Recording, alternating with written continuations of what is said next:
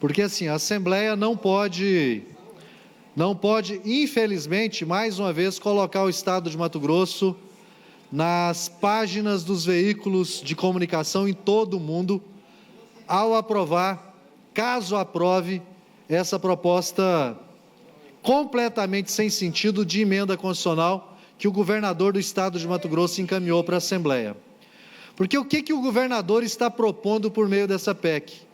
Ele quer instituir um dispositivo constitucional que proíbe a criação de novas unidades de conservação no Estado de Mato Grosso. Ora, e usa como argumento que não tem recursos para cuidar das unidades de conservação já existentes.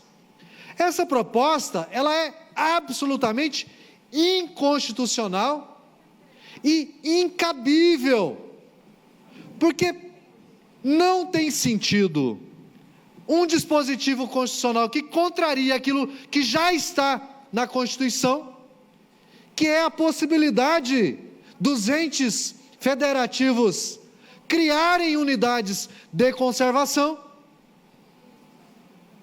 e não se pode usar o fato dos governos não cumprirem o seu dever de alocar orçamento para a gestão adequada das unidades de conservação, o argumento para a proibição. O governador do Estado de Mato Grosso esteve no Egito, na COP27, propagando a defesa do meio ambiente no Estado de Mato Grosso. Volta da COP e apresenta uma proposta de emenda constitucional para proibir a criação de unidades de conservação no Estado? É absolutamente contraditório esse movimento que o governador faz. Agora eu quero acrescentar um elemento novo nesse debate. É o mesmo governador do Estado que vai a Brasília propor a estadualização de uma unidade de conservação federal, que é o Parque Nacional da Chapada dos Guimarães.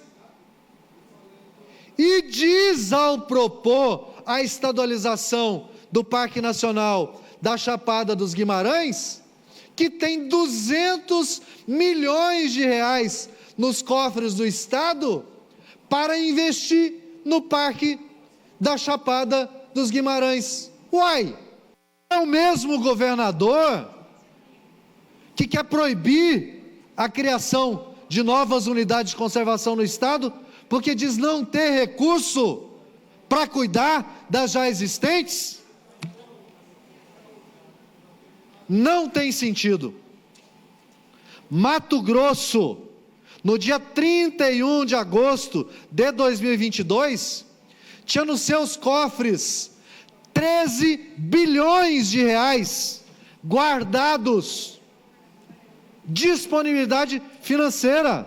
O deputado Avalone é presidente da Comissão de Fiscalização do Orçamento no ano passado, e o secretário de Estado de Fazenda veio à Assembleia dizer que tinha em caixa, nas contas do Estado, 13 bilhões de reais, sem falar nos sucessivos saldos financeiros a cada fechamento de ano.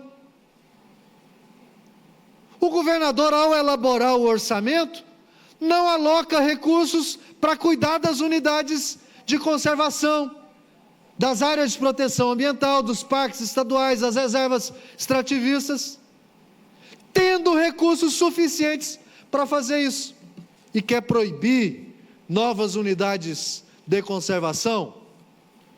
Infelizmente, mais uma vez, Mato Grosso vai para os organismos internacionais com essa contradição.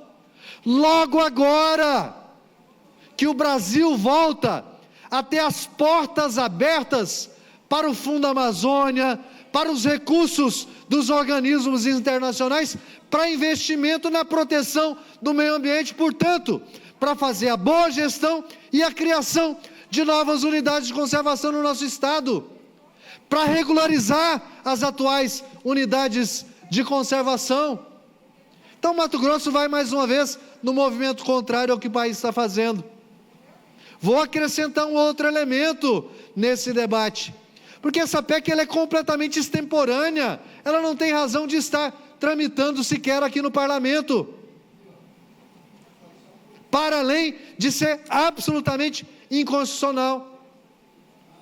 O governo debate lá no Poder Executivo e encaminhará para a Assembleia proposta tratando do zoneamento socioambiental do estado de Mato Grosso. E a proposta em debate no próprio governo Mais 2 minutos para o deputado. A proposta de zoneamento em debate lá no governo prevê a criação de novas unidades de conservação em Mato Grosso. Mais uma contradição. Essa PEC é para isso, então? É para quando a proposta de zoneamento chegar à Assembleia Legislativa, se alegar a impossibilidade de criação de novas unidades de conservação?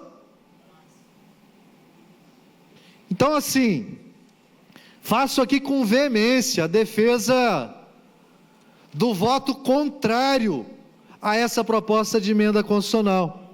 E, presidente, nós aprovamos hoje mesmo, presidente, um requerimento de audiência pública que eu propus exatamente para debater o conteúdo da PEC,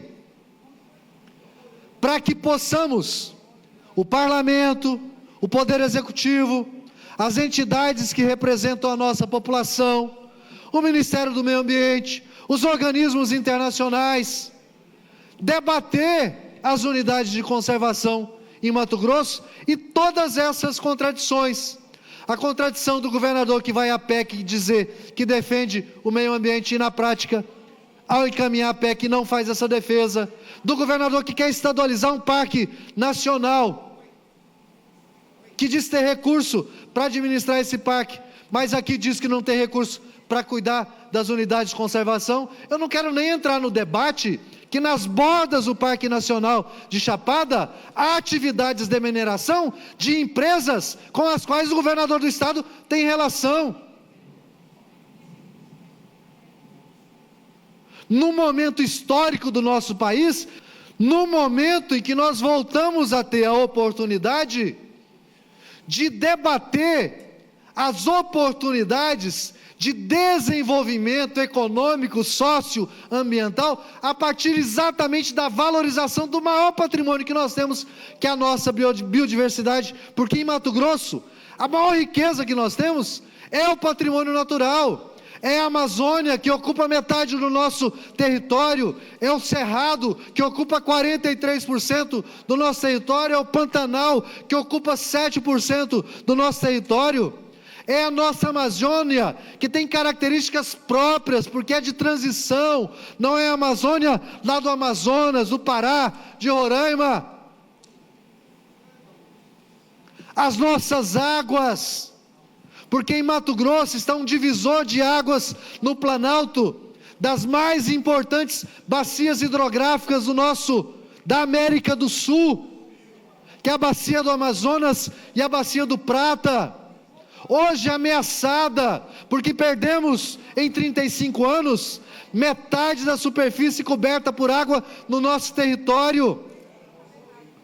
Então nós não podemos virar as costas para o futuro no presente, e fazer discurso fácil lá fora, para inglês ver, mas quando chega aqui dentro, encaminha propostas que é para destruição do meio ambiente, propostas inconstitucionais que não tem sentido nenhum.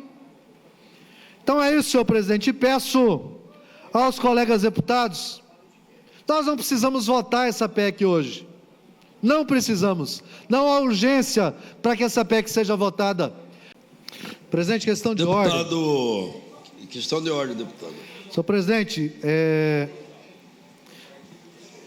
nós aprovamos na sessão de hoje um requerimento de minha autoria para a realização de audiência pública no dia 9 de março de 2023, às 9 horas, para tratar da PEC 12/2022, de autoria do Poder Executivo, e, ao mesmo tempo, a suspensão da tramitação da referida PEC até a realização da audiência pública.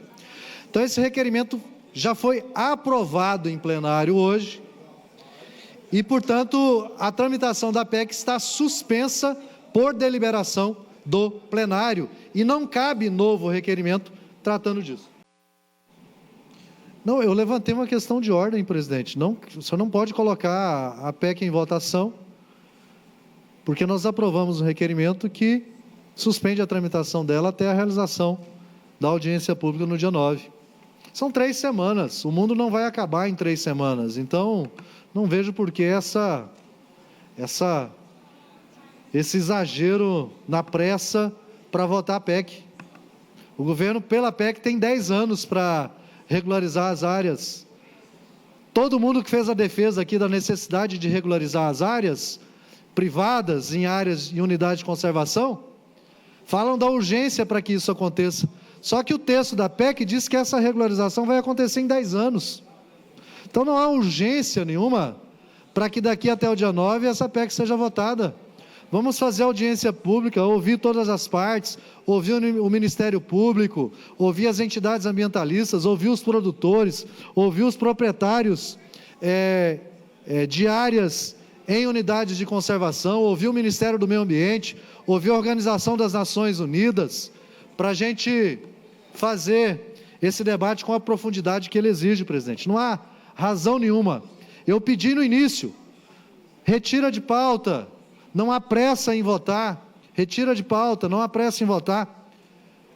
Não queria, né, infelizmente, ter que usar um requerimento que o plenário aprovou por unanimidade para que a PEC não seja votada agora. Dia 9 nós faremos a audiência pública, passo seguinte, ela vem para a primeira votação. Presidente, pela ordem, presidente. Uai, sim, senhor. Pode falar, isso? deputado. O senhor é escravo do regimento. O regimento... Nós aprovamos um requerimento que suspende a tramitação da PEC. Na verdade, a votação já foi suspensa com uma vista. Segunda vista, o senhor tem que olhar o regimento. Não, mas não é vista. A segunda interrupção... Nós aprovamos um requerimento de audiência pública e, enquanto a audiência pública não for realizada, a PEC não tramita.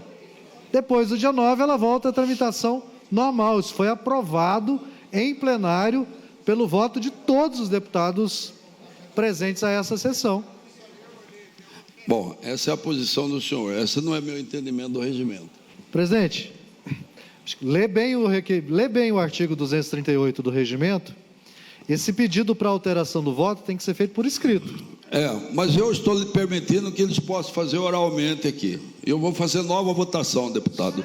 E cabe ao senhor... Então o senhor está desrespeitando o regimento. O senhor cabe recurso quando o senhor não entender que o presidente está tomando uma decisão que não lhe agrada. O plenário é soberano, deputado Lúcio. O senhor tem que entender. E o plenário foi soberano, senhor deputado. Votou o requerimento. Está escrito no requerimento, não há maldade nenhuma. Vamos votar novamente. Haveria maldade se fosse utilizado algum tipo de subterfúgio. Não. Está escrito claramente no requerimento o que ele propõe. E o que ele propõe é a audiência pública e a suspensão da tramitação até a realização da audiência. Nós fazemos isso como praxe aqui, deputado, quando queremos debater com profundidade determinadas pautas. E eu, sinceramente, continuo sem entender a pressa. Porque nós só teremos sessão hoje. Depois nós temos o carnaval. Depois, na semana seguinte, já é a semana do dia 9. Então, eu não estou conseguindo entender a pressa para votar essa PEC em primeira votação, sabendo que, inclusive, o prazo que o governador propõe na PEC para fazer a tal regularização urgente que precisa ser feita é de 10 anos. Os deputados que querem regularização urgente deveriam, inclusive, apresentar uma emenda para reduzir esse prazo para 1 ano, 2 anos, 3 anos, porque recurso o Estado tem. O Estado tem 13 bilhões de reais em seu caixa hoje. E outra coisa, tem condições de captar recursos internacionais com sobras para poder fazer a regularização fundiária de todas as unidades de conservação. Então, presidente, bom senso. Vamos respeitar o regimento, o requerimento aprovado, que não foi apresentado com maldade nenhuma. Todos aqui me conhecem. Não tem maldade. Todos aqui me conhecem. E não vai haver prejuízo nenhum. Não vai haver prejuízo nenhum, ao contrário. A Assembleia vai se qualificar para votar com profundidade essa pauta. É pior do que daqui a algum tempo ter que refazer isso por conta de um erro cometido por uma votação às pressas. Os ventos do planeta mudaram, presidente. Presidente, só registrar mais uma vez, pela ordem, que não cabe nova votação.